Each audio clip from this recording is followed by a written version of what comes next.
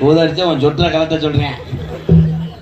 நீ வாழ என்னல வரது, நீங்க ஒண்ணுமே செய்ய மாட்டேங்கிறீங்க. இருடா, புளிய தோணா தானே கம்பு கொண்டு முடியும் ப்ரோ.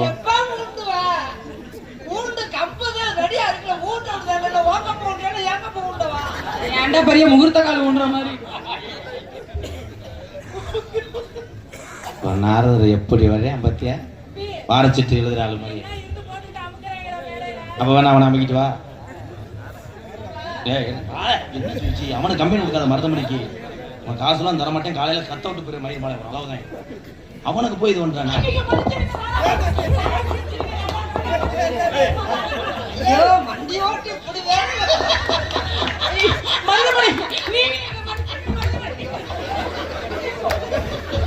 என்னடா